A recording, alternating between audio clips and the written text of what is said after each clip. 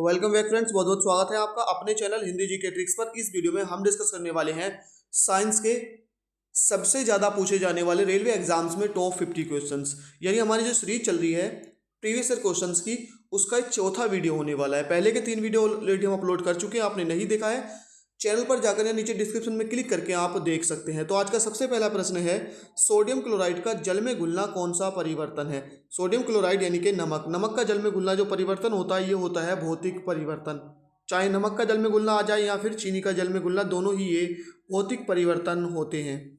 Next है number 2, अम्ल तथा क्षार की अभिक्रिया को क्या कहा जाता है। ये कहा जाता है उदासीनीकरण अभिक्रिया। क्या कहा जाता है? उदासीनीकरण अभिक्रिया। और ध्यान रखना है, अम्ल और क्षार जब अभिक्रिया करते हैं तो लवण बनता है और जल बनता है। ये भी आपसे क्वेश्चन पूछा जा सकता है। नेक्स्ट है नंबर 3, रासायनिक समीकरण का असंतुलित रूप क्या कहलाता है। ये कहलाता है ढांचा समीकरण। यानी कि जैसे मान लीजिए हमारा MgO2 के साथ रिएक्शन करके MgO बनाता है मैग्नीशियम ऑक्साइड। तो यहाँ पर तो ऑक्सीजन 2 है, यहाँ पर ऑक्सीजन 1 है, तो ये समीकरण हमारी संतुलित नहीं है और ऐसी समीकरण को ही ढांचा समीकरण कहलाते हैं। नेक्स्ट है नंबर 4, दूध का खट्टा होना कैसा परिवर्तन होता है। तो ये होता है रासायनिक परिवर्तन। कैसा होता है? रासायनिक परिवर्तन। नेक्स्ट है नंबर 5, रासायनिक समीकरण में अवक्षेप को किस प्रतीक से दर्शाया जाता है। तो ये दर्शाया जाता है, देखिए एरो का, यानी कि नीचे को निशान, ये अवक्षेप के लिए होता है। नंबर 6 है, रासायनिक समीकरण में मुक्त गैस को दर्शाया जाता है। तो ये दर्शाया जाता है इस ऊपर वाले एरो के निशान से, अवक्षेप को नीचे वाले एरो के निशान से, ये गैस, क्योंकि गैस ऊपर उड़ती है तो ऊपर वाले से। नेक्स्ट है नंबर 7, रासायनिक समीकरण में जलीय विलयन को दर्शाया जाता है। तो ये दर्शाया जाता है AQ के निशान से। यानी जैसे मान लीजिए जलीय विलयन है, मान लीजिए HCl है और ये दिखाना है कि जलीय विलयन है, तो इसके बीच में यानी पीछे AQ लिख दिया जाएगा। इसका मतलब है कि ये जलीय विलयन है, जल में घुला हुआ है। नेक्स्ट है नंबर 8, बुझे चूने का सूत्र होता है। तो ये होता है CaOH का होल ट्वाइस, यानी कैल्शियम हाइड्रोक्साइड। नेक्स्ट है नंबर 9, श्वसन का रासायनिक समीकरण क्या होता है। श्वसन का, तो ये होता है C6H12O6 प्लस 6O2, यानी कि ग्लूकोज जब ऑक्सीजन से रिएक्शन करता है, ये ग्लूकोज हमें खाने से मिलता है, ऑक्सीजन हमें जो हम सांस लेते हैं वहाँ से मिलती है। तो यहाँ से बनता है कार्बन डाइऑक्साइड और जल बनता है, साथ में बनती है बहुत सारी ऊर्जा। इसलिए हमें श्वसन से और खाने से क्या मिलती है? ऊर्जा मिलती है, एनर्जी मिलती है। नेक्स्ट है नंबर 10, आलू की चिप्स के पैकेट में कौन सी गैस भरी होती है। ये भरी होती है नाइट्रोजन गैस।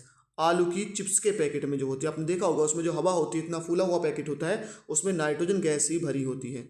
नंबर 11 है, दही में कौन सा अम्ल होता है। तो ये दही में होता है लैक्टिक अम्ल। ध्यान रखना है कौन सा होता है? लैक्टिक अम्ल। नंबर 12 है, सिरके में कौन सा अम्ल पाया जाता है। तो ये होता है एसिटिक अम्ल। दही में लैक्टिक अम्ल और सिरके में एसिटिक अम्ल।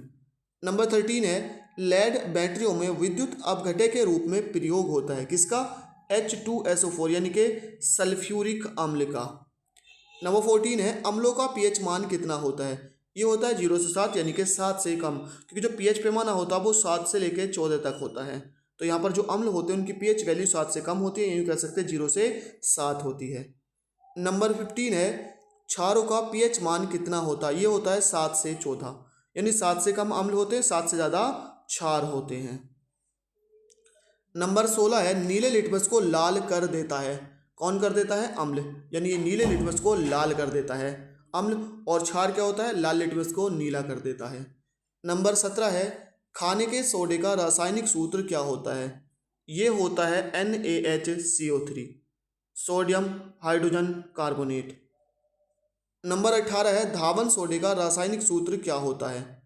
ये होता है Na2CO3 into 10H2O, sodium carbonate. और यहाँ पर ये भी पूछा जा सकता है कि धावन सोडे में जल के कितने अणु होते हैं। तो कितने होते हैं? 10 अणु होते हैं।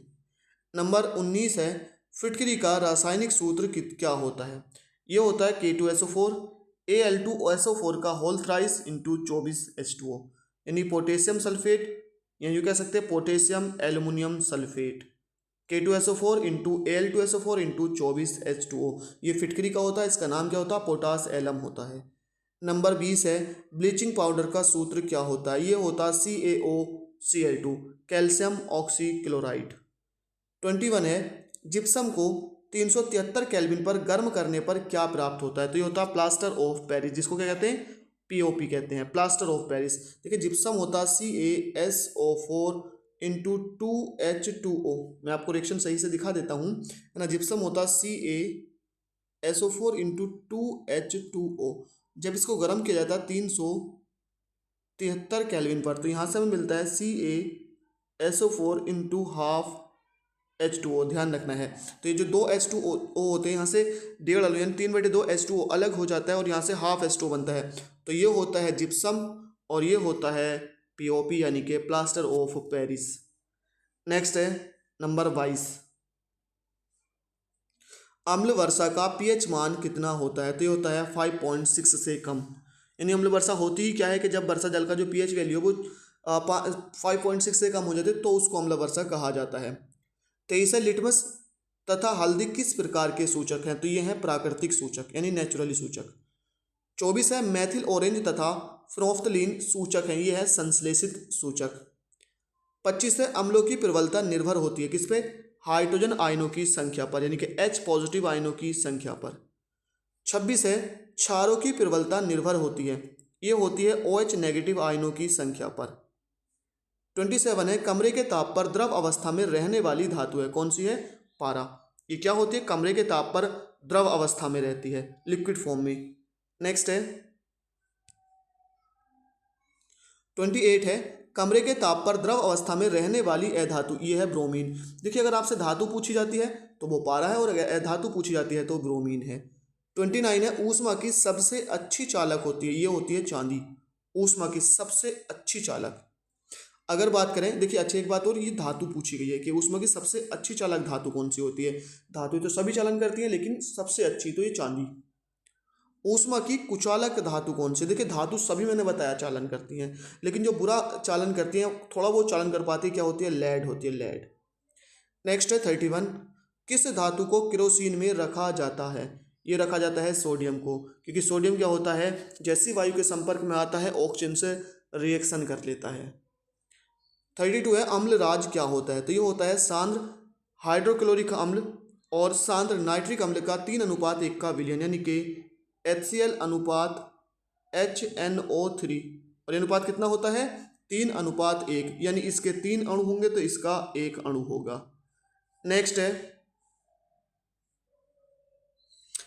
है 33, 1 ग्राम सोने से कितनी लंबी तार खींची जा सकती है? तो लगभग 2 किलोमीटर। 34 है, किस अधातु में चमक होती है? आयोडीन में। आयोडीन में क्या होती है? धात्विक चमक पाई जाती है आयोडीन में, जबकि ये अधातु है। 35 है, हीरा तथा ग्रेफाइट होते हैं, ये दोनों क्या होते हैं? कार्बन के अपर रूप होते हैं। 36 है, विद्युत की सुचालक अधातु ग्रेफाइट, यानी ग्रेफाइट ऐसी अधातु जो विद्युत का चालन करती है। 37 है, सिनेवार किसका अयस्क होता है? तो ये होता है पारे का। सिनेवार किसका होता है? पारे का। 38 है, एल्केन का सामान्य सूत्र क्या होता है? ये होता है CnH2n+2, यानी कि यहाँ पर जो हाइड्रोजन की संख्या होती है कार्बन की संख्या के 2 गुने से 2 ज़्यादा होती है। 39 है, एल्कीन का सामान्य सूत्र होता है CnH2n, यानी हाइड्रोजन की संख्या कार्बन की संख्या की 2 गुनी होती है। 40 है, एल्काइन का सामान्य सूत्र क्या होता है? ये होता है CnH2n-2, यानी हाइड्रोजन की संख्या कार्बन की संख्या के 2 गुने से 2 कम होती है। 41 है, कार्बन का इलेक्ट्रॉनिक विन्यास क्या होता है? ये होता है 2,4, क्योंकि इसका जो परमाणु क्रमांक है वो 6 होता है, इलेक्ट्रॉनिक विन्यास 2,4। 42 है, धातुएं किस कारण विद्युत का चालन करती हैं? ये करती हैं मुक्त इलेक्ट्रॉनों के कारण। धातुएं मुक्त इलेक्ट्रॉनों के कारण विद्युत का चालन करती हैं।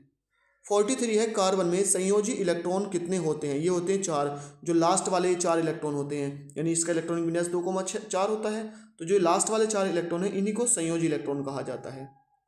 44 है, अम्ल धातुओं से क्रिया करके कौन सी गैस उत्पन्न करता है? ये करता है H2, यानी कि हाइड्रोजन गैस उत्पन्न करता है। नेक्स्ट है, अष्टक नियम किसने दिया था? ये दिया था न्यूलैंड ने। अष्टक नियम किसने दिया? न्यूलैंड ने। 46 है, त्रिक नियम प्रतिपादित किया, किसने किया था? डोवेराइन ने। त्रिक नियम किसने दिया था? डोवेराइन ने। अष्टक नियम न्यूलैंड ने। 47 है, मूल आवर्त नियम दिया था। ये किसने दिया था मूल आवर्त नियम? ये दिया था मेंडलीफ ने दिया था। और ये क्या था मूल आवर्त नियम? कि तत्वों के जो भौतिक या रासायनिक गुण होते हैं उनके परमाणु भारों के आवर्ती फलन होते हैं।